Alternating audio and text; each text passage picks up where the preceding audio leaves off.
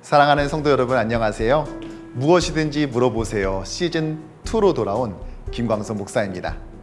오늘부터 매주 교육자들이 신앙생활의 궁금증을 쉽고 재미있게 풀어드릴 겁니다. 오늘은 그 첫 번째 시간인데요. 우리가 구약 성경을 묵상할 때 힘든 것 중 하나가 바로 족보일 것입니다. 족보란 한 가문의 계통과 혈통 관계를 적어 기록한 책을 말하는데 특히 구약 성경에 자주 등장합니다.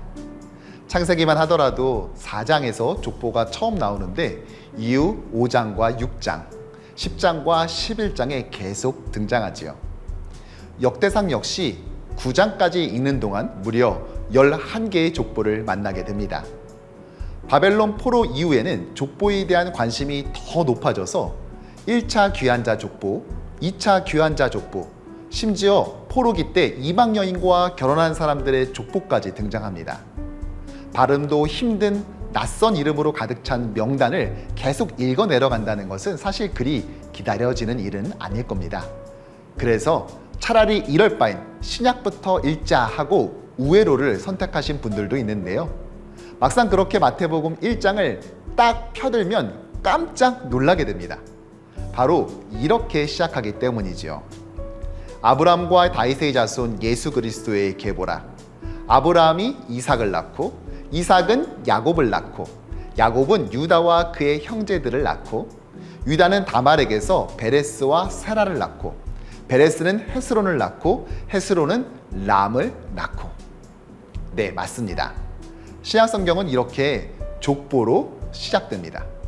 그것도 한 개가 아니라 14대로 이루어진 족보 3세트가 연속으로 등장하지요. 그런즉 모든 대수가 아브라함부터 다윗까지 14대요, 다윗부터 바벨론으로 사로잡혀 갈 때까지 14대요, 바벨론으로 사로잡혀 간 후부터 그리스도까지 14대더라. 왜 마태는 복음서를 기록하면서 은혜로운 아기 예수의 탄생과 동방박사의 경배가 아닌 3개의 족보부터 내밀고 있는 걸까요? 그래서 오늘 제목을 신약은 왜 족보로 시작하나요? 라고 붙여보았습니다. 이렇게 말했지만 사실 성도들 입장에서는 왜 신약마저 족보가 나오나요가 더 솔직한 심정일 겁니다. 자, 그 답을 찾기 위해서 우리는 몇 가지를 살펴봐야 합니다. 먼저 이 족보는 실제 사람들 모두를 담고 있지 않습니다. 아브라함부터 다윗까지 14대, 다윗부터 바벨론 포로까지 14대, 바벨론 포로부터 예수님까지 14대라고 말하지만 실제로는 그보다 더 많은 사람들이 있었습니다. 만일 진짜 14명만으로 그 시대를 채우려면 이들의 평균 수명은 엄청나게 길어져야만 가능하기 때문이지요. 분명 기록된 것보다 더 많은 사람들이 있었지만 마태는 그들을 과감하게 생략했습니다. 예전에 보면 자녀들이 자꾸 속을 썩일 때 너 자꾸 그러면 호적에서 판다 라고 했지요. 그런데 마태는 정말 호적에서 파버려서 14명을 맞췄습니다. 그것도 3번을 반복해 가면서 말이죠. 그렇다면 왜 하필 14대일까요? 고대 사회에서 숫자를 이용해 단어나 문장을 암호화하는 방법이 있었는데 이것을 게마트리아라고 합니다. 예를 들어서 A는 1, B는 2, C는 3 이런 식으로 말이죠. 이것을 히브리어에 적용해보면 히브리어 알파벳을 따라 알렙은 1, 베트는 2, 기멜은 3, 달레트는 4 이렇게 됩니다. 실제로 폼페이의 벽에서 이러한 문장이 발견되었습니다. 나는 그 이름의 수가 545인 그녀를 사랑한다. 아메니우스는 그의 아내에 대해 좋게 생각했다. 그녀의 존경스러운 이름의 수는 45이다. 잘 알려진 것 중 하나가 요한계시록 13장에 나오는 666입니다.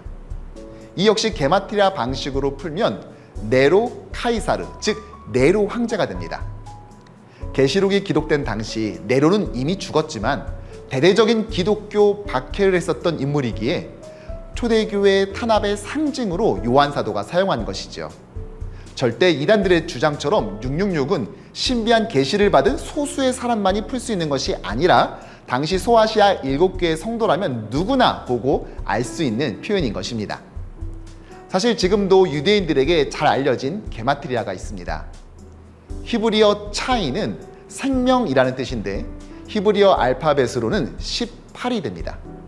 그래서 유대인들은 이것을 행운의 숫자로 여기고 20불짜리 지폐 대신 굳이 18불을 주면서 복을 빌어준다고 합니다.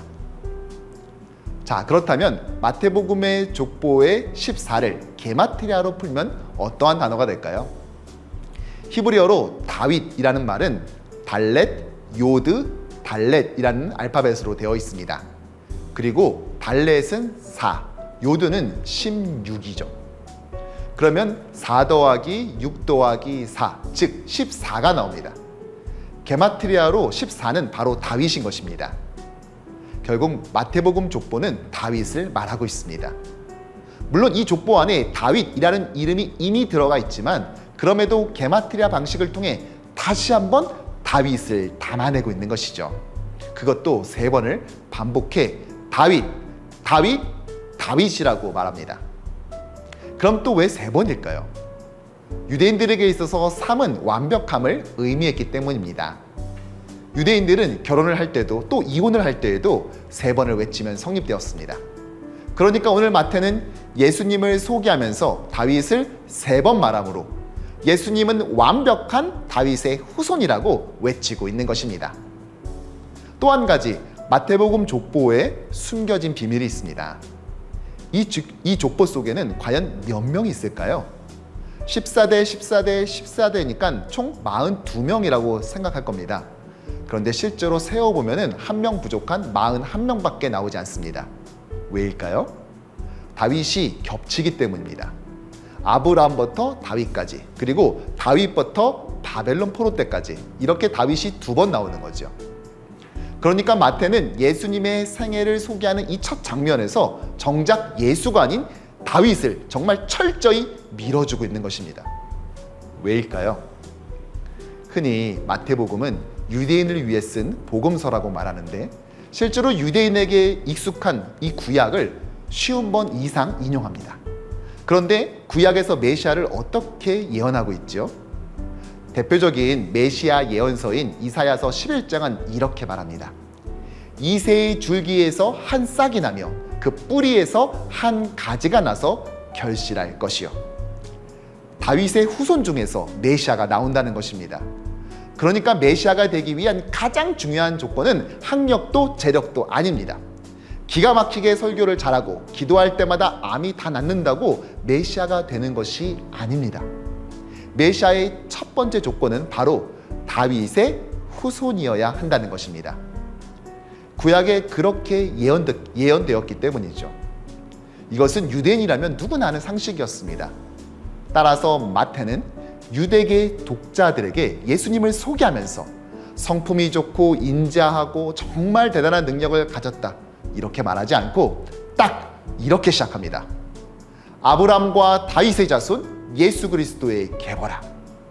그러면서 낳고를 기록하는데 14대로 딱 끊어서 다윗을 그것도 3번 반복하며 예수가 진정한 다윗의 후손 메시아임을 선언하고 있는 것입니다. 그리고 또 하나 이 족보에서 눈에 띄는 것이 있습니다. 2006년 중국의 공자 가문에서 무려 2500년 만에 여성을 족보에 올리기로 결정해 화제가 된 적이 있었습니다. 당시 족보에 여자 이름이 들어가는 것은 매우 드문 일이었는데 예수님의 족보에는 5명의 여성이 있습니다. 다말, 라합, 룻, 밧세바, 마리아입니다. 이들은 몇 가지 공통점을 가지고 있습니다. 마리아를 제외하면 모두 이방인이라는 것이죠. 다말은 가나안, 라합은 여리고, 룻은 모압, 그리고 밧세바는 남편 우리아가 헷 족속, 즉 히타이트 출신이었음을 감안할 때 헷 족속 출신이던가 최소한 이방인의 아내였습니다. 또한 이 여인들은 당시 사람들의 관점에서 볼 때 흠결이 있었습니다. 다말은 부적절한 방법으로 아이를 가졌고 라합은 기생이었으며 룻은 이방 여인, 밧세바는 혼의 관계에서 아이를 가졌습니다. 마리아 역시 당시 엄격히 금지된 정혼 상태에서 아이를 가진 사람이었죠. 적어도 세상 사람들, 유대인의 관점에서는 그랬습니다. 하지만 그들은 모두 예수님의 족보에 오르게 되었습니다. 즉 예수님은 유대인만을 위한 메시아가 아닌 이방인과 죄인들까지 구원하시는 분임을 보여준 것입니다. 너희는 유대인이나 헬라인이나 종이나 자유인이나 남자나 여자나 다 그리스도 예수 안에서 하나이니라. 정리하면 이렇습니다. 구약은 메시아가 다윗의 후손으로 올 것이라 예언하며 끝맺었습니다. 그리고 400년의 침묵을 깨고 드디어 신약이 펼쳐지는데 그 첫 번째 장에서 다윗의 후손 메시아가 드디어 왔고 그가 바로 예수이심을 세계의 족보를 통해 선언합니다. 또한 그 안에 당시 구원의 대상자로 여기지 않았던 여자, 이방인, 부정한 자들을 담아내어 그리스도가 유대인만이 아닌 모든 인류의 구원자이심을 보여줍니다. 자, 어떠세요? 이제 마태복음의 족보를 읽을 때 지루함이 아닌 모든 사람에게 구원을 베푸시는 하나님의 강렬한 구원 의지가 느껴지시나요? 어메이징 그레이스의 작사자인 존 뉴턴은 우리가 천국에 가면 세 가지에 놀란다고 했습니다. 천국에 올 것 같던 사람이 없는 것, 천국에 못 올 것 같았던 사람이 와 있는 것, 그리고 내가 천국에 와 있는 것입니다. 다윗의 후손이자 구약의 예언의 성취자로 오신 예수님은 도저히 구원받을 수 없는 나를 구원하셨습니다. 우리 모두 그 감격을 가지고 우리의 삶 가운데 십자가 복음과 능력을 전하는 이 위대한 선교적 소명을 감당하는 그리스도의 제자 되기를 축복합니다.